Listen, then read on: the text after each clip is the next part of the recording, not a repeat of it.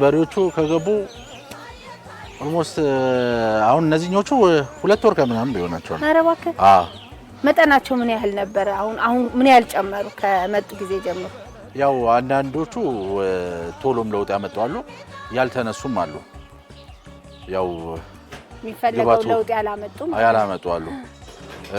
አሁን ደግሞ ያው በእንትኑ የተነሳ በቃ ምንም ቶሎም የሚነሱ አሉ። አንዳንዶቹ ደግሞ የሆነ ጊዜ የሚፈጁ አሉ። የሚነሱ ስንል ስጋ መያዝ የሚሞሉ ህብረተሰቡ ባለው ነገር ላይ እንዲያመርት እንዲሰራ ምናልባት እንደዚህ አይነት ትልልቅ በሬ ማደለብ ላይሆን ይችላል። ግን የከተማ ግብርና በትንሹ መስራት እንዲችል ምን አይነት ሀሳብ አለ?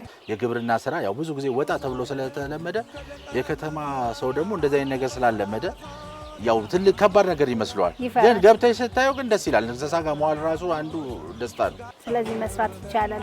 ይቻላል። ድፍረት ነው የሚፈልገው። በፊት እንቁላል ይጥሉ የነበሩ ዶሮች ናቸው። እንቁላል ይጥሉ የነበሩ አሁን ምርት ስለቀነሱ የስጋ ዶሮ አድርገን ለገበያ ለበዓል ልናወጣቸው አስበናል። ምን ያህል ይሆናሉ በቁጥር? ወደ 4000 አካባቢ ይሆናሉ። ምን ያህል ዋጋ ተተመነላቸው አሁን ለበዓል ያው ለህዝቡም ተደራሽ እንዲሆን ብለን በተሻለም ዋጋ ካለውም ከኢኮኖሚውም ከብዙ ነገር አንፃር በሚል ቀነስ አድርገን ከ500 እስከ 600 ብር ነው ልናወጣቸው ያሰብነው።